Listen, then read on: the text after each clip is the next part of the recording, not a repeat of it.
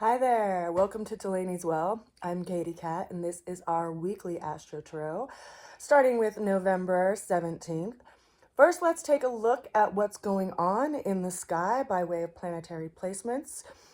If you follow my channel or follow my readings, you'll know that I use the tarot cards to actually highlight different transits that are happening currently in the sky, and in light of that, talk about how it might be influencing our lives. So we'll go ahead and take a walk through the system here so you can get an idea of the placements. We have the sun today on Sunday, placed at 25 degrees of Scorpio.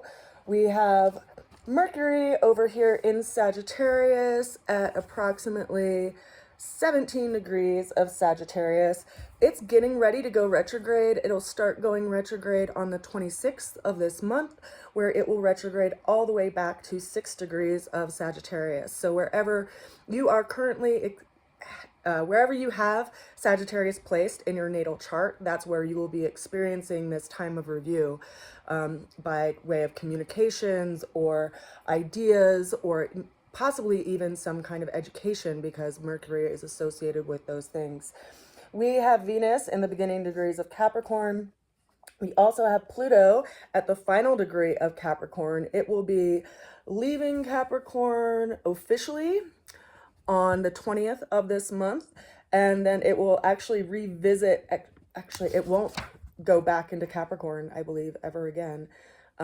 So because Pluto is an outer planet that takes a 248-year trip around the zodiac system to return back to its current place, this is the last time we will see Pluto in the sign of Capricorn. We also have Saturn over here at 12 degrees of Pisces. It just started moving, it just stationed to start moving direct. It's been retrograde for several months now. We also have Neptune over here, 27 degrees Pisces. We have Chiron in Aries. We have Uranus still up there in Taurus. It is currently at, where are you? 25 degrees of Taurus. So if you'll notice, Uranus and the sun are in current opposition because they are 180 degrees apart. We also have the moon in Gemini at 15 degrees. So it is nearly in opposition to Mercury. So there's some reflection going on there and a little bit of tension. And then we also have Jupiter over here in Gemini as well at, I believe, what is that at? 19 degrees. So these are about to go into conjunction because the moon is the fastest moving celestial body, by way that it takes about 28 days to go around this whole system. So it'll be coming into conjunction with Jupiter today and still in this opposition space. Then we have Mars over here in Leo. If you'll notice, Mars is close to being in opposition with Pluto, and Mars is also going to be experiencing a retrograde, so it'll be in that opposition with Pluto for a little bit of time. We'll be experiencing that tension there. So I wanted to highlight those few things just so you can understand why we are seeing certain cards show up in the reading for this week.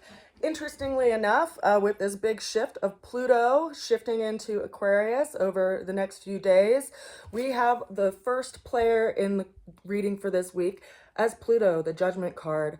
We see three people who are coming out of boxes that resemble a bit like coffins, and they're being called out of this darkness. They're being called out of some kind of confined space and some way of seeing things into a realization of sorts. Consider that Pluto is all about death and rebirth and transformation. So where Pluto is shifting out of right now, it's completing its energetic work in the sign of Capricorn, and it is moving into Aquarius, where we will see a lot of transformation in that area of your lives, wherever Aquarius sits in your natal chart. So there's a higher calling. We are being called to transform some area of our lives that will take discipline and effort, and it will affect our long-range hopes and dreams, because ultimately we are transforming that energetic by way of Aquarius for the next around 20 years. So consider that's a really big transit, and that this being a major arcana, it is highlighting some kind of work we're being called to task to do. And so some aspect of ourselves has to die away. Some aspect of ourselves has to, be let go of, so that we can have our hands open and our attention present for this new work that we are being called to task on. Now, interestingly enough, the challenge that showed up for this week came in by way of the Emperor. This is another major arcana, another work that we are being called to task on. But consider that the Emperor is associated with Pisces, or with Mars, which I think is really interesting for this week because Mars and Pluto are in opposition, and Mars is going to be going into retrograde next month in the month of December on the 7th of December. And what's so interesting to me about that is that we have Mercury, which has been going through all of these different areas and is retrograde. We have Mars, which will be retrograde in the sign of Leo. It will be retrograding all the way into next year. And so it will be going over this area of Leo and Cancer in your chart. But because it's in opposition with Pluto, there's this kind of tug of war by way of energy, because consider that Mars is an initiator. It's something that causes things to move forward. It's an active energy that's very fiery in its nature. It's going to be dipping into Leo and then going back into Cancer. So it's in this space of review around where it wants to put our energy and effort and where we feel called to engage. Now, it being in this tug of war with Pluto, there's some energetic conversations happening there, because Pluto is like, look, if we look at where we put our energy and our efforts, we have to examine what's been working and what hasn't been working and recalibrate ourselves to align ourselves with the direction we ultimately want to move toward in our life, and make some sacrifices by way of where we put our energy. And so we might be reviewing that process. Now, the way through the challenge showed up as the Three of Wands. Now, this is a fiery energy. We look at this card, we see that someone has their wand in one hand. They're looking out upon this body of water. They have to transverse some kind of emotional landscape because there's this body of water in front of them. There's also two wands that are placed directly behind them, kind of as anchors, which are like having an anchor behind you that's making you stuck in your mind around consideration of how to move forward. But the energy of this card is to continue to move forward because help is on the way. We often consider that we have to do everything ourselves in life, and yet life is full of so many interwoven connections that show up when we ultimately need them. I've been in several situations in my life where strangers showed up to help, where I felt stuck, like whether it was just someone bringing me a message around, something I was struggling through by way of loss, or just showing up to help me when my car was literally stuck in the mud, right? We can have hesitation in moving towards something because we don't know exactly how it's going to look. But the encouragement of this card is to continue to move forward because help is on the way. Now, when we look at the ultimate outcome for this energetic that we're working through right now, I pulled us 4 different cards, the first of which is the Page of Pentacles. Now, this is associated with the energy of Virgo. We all have Virgo in our natal chart. Even if you do not have a planet in the sign of Virgo, you have a placement of Virgo in your house system. It's going to consume one of the energies of one of your houses, one of the 12 houses in your natal chart. Now, the energetic of Virgo is someone who is assimilating information.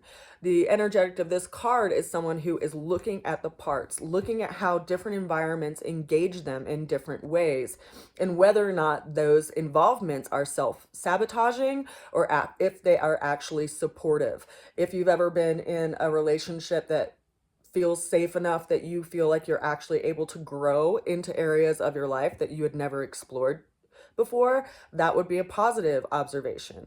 If you can examine relationships that make you maybe pull your shoulders around your heart and curl inward in a way of protection, well, that's something that would potentially have the ability to shut you down. So can we take some sober observations at our life and examine and separate the coarse from the fine and see ultimately where we want to put our energy and effort? Because the energetic of Virgo is our daily routines, our preventative health care, how we take care of ourselves, how we live our day-to-day lives. And you know, this is asking us to take a look at that and examine that, and ultimately what we value, because this is an earth governed card and they are looking at this coin, examining their own values, and how that will influence how you tie the sails in your own ship, so to speak. What direction do you want to go? Well, you might need to re-angle your sails to get there. Now, that card is followed by the Knight of Swords. And when we look at this card, we see a horse that is completely up in the air with its head in the clouds. There's a lot of ideal energy around this card, and there's also a bit of unknown that it's highlighting because they're literally up in the air. It's like you don't know exactly where you're going to land when you have your viewpoint, you know, kind of hindered by these clouds and all these obstacles around you. But there's something that's in motion. There's something in process. And ultimately, we can't put our feet on the ground until things have settled. But is this motion right now where things are kind of in the unknown, just by way of the energetic of this card. Now, then we move into the Six of Pentacles. In the Six of Pentacles, we see three individuals. One person is standing with a scale in their hand, and there's two people that are kind of kneeling in front of them with their hands out, waiting for coins to be distributed to them. Now, the energetic of this card is to have some kind of judiciousness around our resources. And I believe this highlights the energy that I was just talking about, again, by way of the Page of Pentacles, in that we have to examine where we're putting our energy and effort, as well as our financial resources, and have some judiciousness around that. Where are our values? Are we putting our energy and efforts toward that which we value in our life? Or are we, you know, putting it towards something that is ultimately self-sabotaging us? There's this quality of stepping back and seeing where we want to put our energy and effort, and where we're called to put our energy and effort. Now, the final card that we have for this week's tarot is another page. This is the Page of Wands. So we have two pages that are showing up in this week's reading. The Page of Pentacles, which is associated with the sign of Virgo or any earth-governed sign, as well as the Page of Wands, which is actually associated with the sign of Sagittarius and also other, you know, fire-governed signs. Now, Sagittarius is an energetic that's asking us to ascend to something higher, to raise our eyes and raise our viewpoint for something that we actually want to move toward. Now, Sagittarius is a sign that is governed by the planet of Jupiter, which is very expansive. So it's asking us where we want to expand to, where we feel called to. What is that energetic of warmth on your heart and on your mind and on your physical body that calls you to grow, that calls you to expand, that calls you to ascend to something new and something higher. It's also a card that's, you know, reminding us of our faith. And, you know, faith doesn't have to be tied to necessarily a religion. It can be connected to the world around you, the universe around you. I often look at the connections between different religious modalities and consider that we all have our feet on the ground. We're all breathing the same air. We're all surviving on the water that's in our system and have the same color of blood inside of our bodies. And so we're a lot more alike than what, you know, what we choose to follow by way of a religious faith would have us believe. We're all the same. And we need to realize that we all are in a greater community, and how do we move forward with that in mind, you know, with our community in mind.